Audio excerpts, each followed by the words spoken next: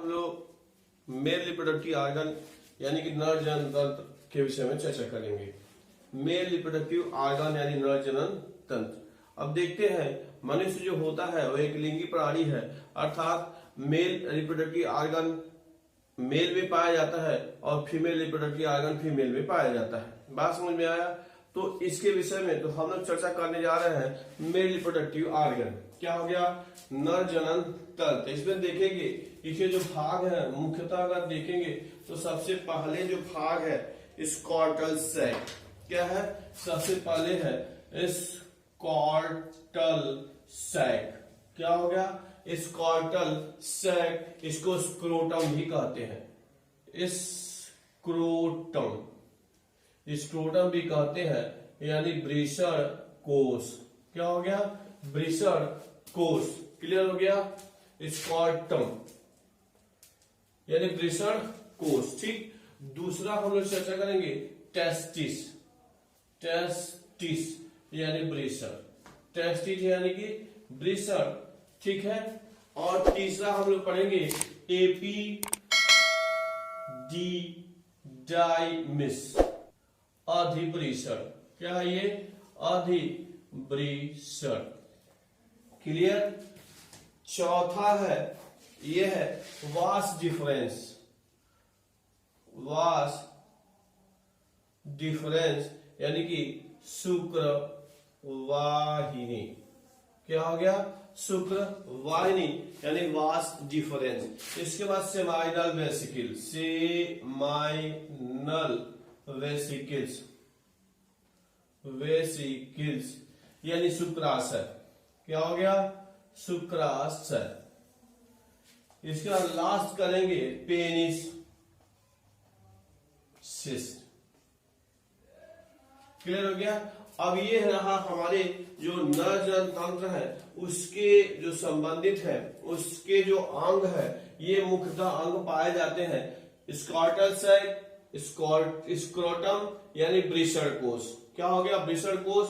उसके बाद टेस्टिस यानी वृषण, एपिडिडाइमस यानी अधिवृषण, और वास डिफरेंस यानी शुक्रवाहिनी, और सेमाइनल वेसिकल्स यानी शुक्राशय, और पेनिस ये मुख्य अंग है रिप्रोडक्टिव ऑर्गन के, जनन तंत्र के। ठीक है। इसके विषय में हम बारी बारी से चर्चा करेंगे वीडियो के साथ। सबसे पहले देखिए ये स्क्रोटम, ये वाला जो पोर्शन है स्क्रोटम यानी वृषण कोश। क्या है? आप हेडिंग डाल भी लिए होंगे, स्क्रोटम यानी वृषण कोश। तो जो वृषण कोश होता है वह क्या होता है? शरीर से बाहर लटका हुआ रहता है। क्लियर हो गया? और ये क्या होता है? एक जोड़ी रहता है। अब इसी में यह शरीर से बाहर आता है और इसी में क्या होता है कि वृषण पाया जाता है। तो क्या हो गया? सबसे पहले स्क्रोटम यानी कि वृषण कोश हो गया, और ये शरीर से बाहर क्या होता है? लटका हुआ रहता है। क्लियर हो गया आपको स्क्रोटम? अब इसके बाद आप हेडिंग डालेंगे टेस्टिस यानी वृषण। क्या हो गया? टेस्टिस आप देख रहे हैं, टेस्टिस यानी वृषण। ये वाला जो पोर्शन आपको दिख रहा है ये टेस्टिस यानी कि वृषण है। बात समझ में आया? यह वृषण जो होता है, इसमें देख रहे हैं आप, ये वाला जो पोर्शन है ये दिख रहा है, ये है वृषण यानी टेस्टिस। अब ये क्या होता है? दो पाया जाता है मनुष्य में, एक जोड़ी टेस्टिस पाया जाता है, दोनों अलग अलग रहता है, दो कोष में पाया जाता है। बात समझ में आएगा? और अगर वृषण में देखेंगे तो इसमें सेमनीफेरस ट्यूब्यूल्स पाया जाता है। इसके अंदर ये सेमनीफेरस ट्यूब्यूल्स पाया जाता है। क्या है ये? Seminiferous tubules. इसमें क्या होता है? स्पर्मेटोजेनेसिस। स्पर्मेटोजेनेसिस की क्रिया होती है। क्या होती है? स्पर्मेटोजेनेसिस। अब यहां देख रहे हैं स्पर्म जेनेसिस का मतलब निर्माण करना। बात समझ में आया? यानी कि जो वृषण होता है, वृषण में क्या होता है? शुक्राणुओं का निर्माण होता है। किसका निर्माण होता है? शुक्राणुओं का निर्माण होता है। तो इस क्रिया को स्पर्मेटोजेनेसिस कहते हैं। बात समझ में आया? क्या हो गया? स्पर्मेटोजेनेसिस, शुक्राणु बनने की जो क्रिया होती है उसको स्पर्मेटोजेनेसिस कहते हैं। कहाँ होता है? वृषण में होता है। कहाँ होता है? वृषण में होता है। अब बात आई और कहा जाए what do you understand by the spermatogenesis. Spermatogenesis से आप क्या समझते हैं? तो स्पर्म बनने की जो क्रिया होती है उसी को स्पर्मेटोजेनेसिस कहते हैं। और ये स्पर्मेटोजेनेसिस कहाँ होता है? वृषण में। कहाँ होता है? वृषण में। वृषण में भी और देखेंगे कहाँ पाया जाता है? तो सेमिनिफेरस ट्यूब्यूल्स पाया जाता है, उसी में क्या होता है? यह क्रिया होती है। सेमिनिफेरस ट्यूब्यूल्स पाए जाते हैं, उसमें ये क्रिया होती है। कौन क्रिया होती है? स्पर्मेटोजेनेसिस। बात समझ में आया? और इसी में क्या होता है? इंटरस्टिशियल सेल पाया जाता है। इंटरस्टिशियल सेल पाया जाता है, या कह सकते हैं कि लेडिंग सेल। क्या पाया जाता है? लेडिंग, LEYDING, लेडिंग सेल पाया जाता है, जो ये क्या करते हैं? मेल हार्मोन स्रावित करते हैं। कौन हार्मोन स्रावित करते हैं? Male hormone. मेल हार्मोन स्रावित करते हैं। क्लियर हो गया आपको? इंटरस्टिशियल सेल या लेडिंग सेल पाई जाती है। किसमें पाया जाता है? वो भी वृषण में ही पाया जाता है। क्या करते हैं? मेल हार्मोन स्रावित करते हैं। बात समझ में आया? तो मेल हार्मोन का मतलब समझ ही रहे हैं कि नर हार्मोन होता है, और यह हार्मोन जो होता है मेल रिप्रोडक्टिव कैरेक्टर को कंट्रोल करता है, नियंत्रित करता है। बात समझ में आ गया? फिर और आगे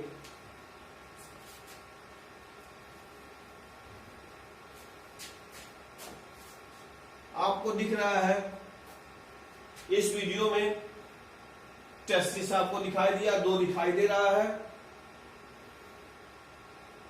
स्क्रोटम भी दिख रहा है आपको।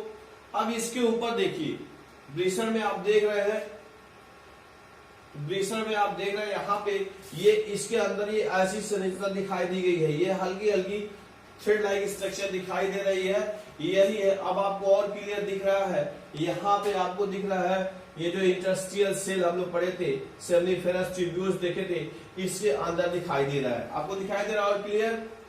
आपको और दिखाई दे रहा है। धीरे धीरे वीडियो क्लियर होता जाएगा, आपको ये चीजें दिखाई देंगी। तो आपने देखा था इंटरस्टिशियल सेल और सेमिनिफेरस ट्यूब्यूल्स। ये है सेमिनिफेरस ट्यूब्यूल्स, इसी के अंदर ये पतली पतली ऐसे दिख रहा है वो है। अब उसके बाद से क्या है? उसके बाद से आपको दिख रहा है ये वाला जो पोर्शन कामा के आकार का, ये देखिए एपिडिडाइमिस दिखाई दिया आपको। एपिडिडाइमिस यानी कि इसके ऊपर, किसके ऊपर? वृषण के ऊपर। किसके ऊपर? वृषण के ऊपर एपिडिडाइमिस पाया जाता है, जिसे अधिवृषण कहते हैं। क्या कहते हैं? अधिवृषण। कई बार भैयाओं का ये कंप्लेन आता है कि थोड़ा सा हिंदी का भी प्रयोग करें, तो इसलिए हिंदी का भी प्रयोग हम लोग करने की कोशिश कर रहे हैं। तो वृषण के ऊपर क्या हो गया? एपिडिडाइमिस पाया जाता है, जिसे अधिवृषण कहते हैं। आपको स्पष्ट संरचना दिख रही है, ये क्वाइल संरचना। ऐसे आता है किताब में कामा के आकार की संरचना।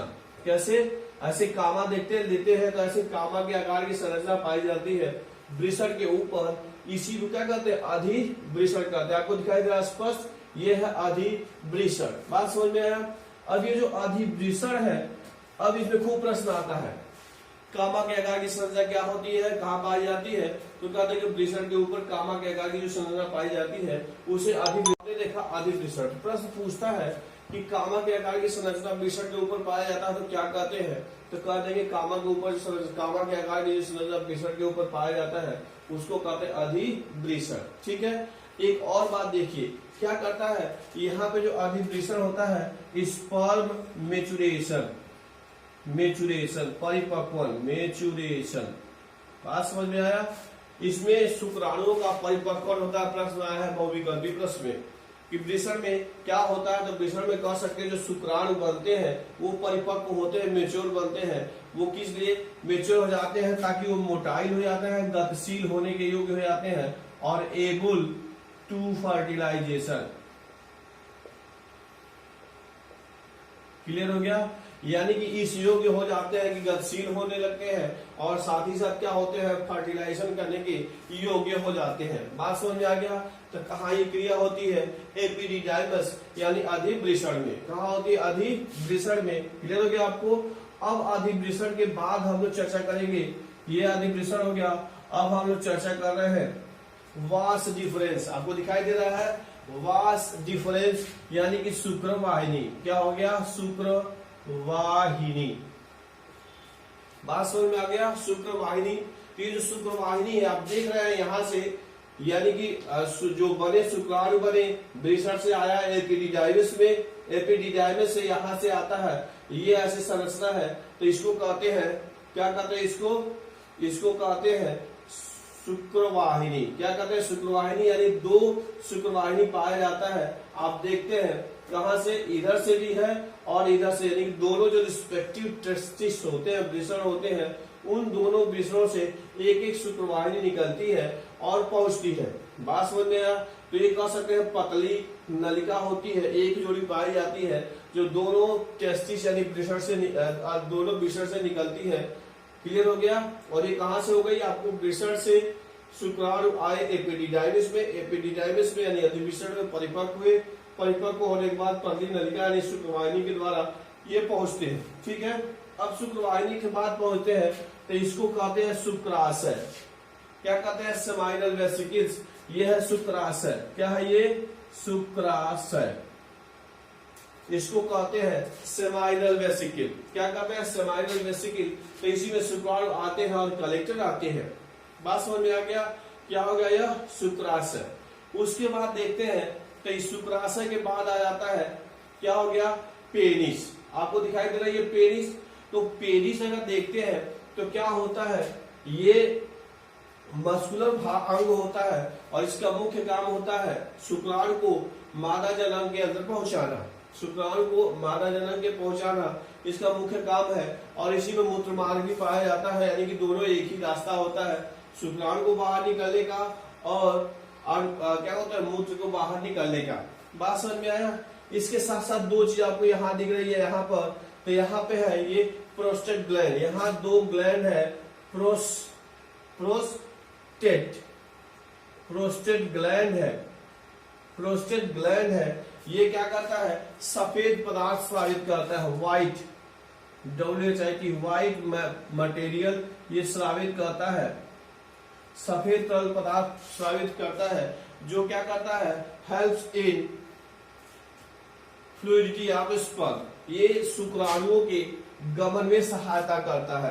प्रोस्टेट ग्लैंड से क्या होता है कि सफेद तरल पदार्थ स्रावित करता है, जो क्या करता है कि उसमें शुक्राणुओं के गमन में सहायता करता है। उसके बाद से एक और ग्रंथि होती है जिसको काउपर ग्लैंड कहते हैं, काउपर्स ग्लैंड्स। क्या हो गया?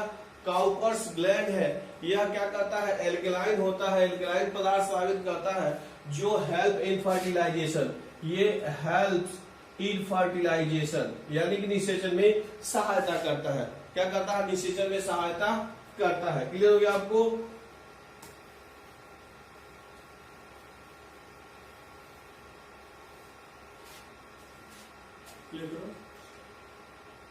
ठीक है, आप देख रहे हैं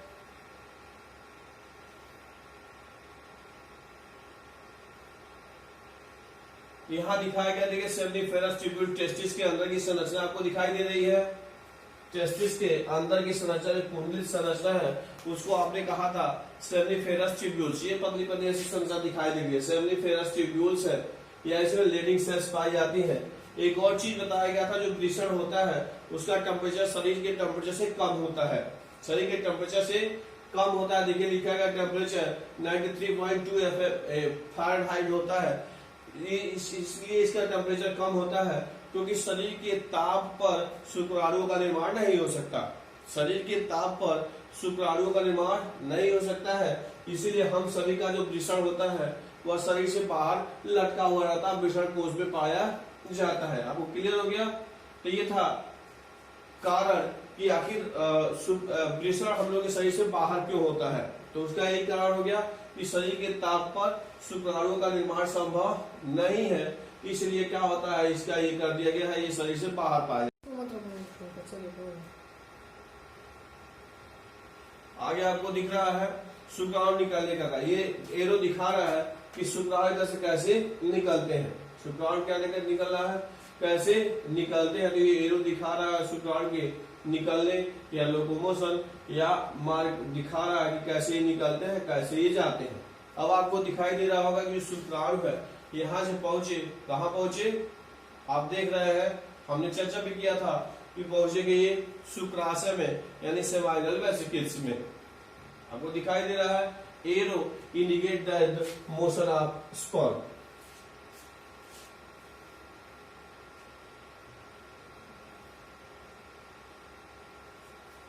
पहुंचे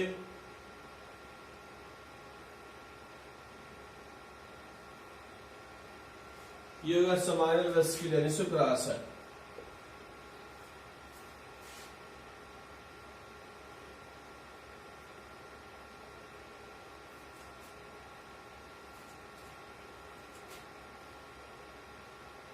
ठीक है, यहां से वो बाहर निकले,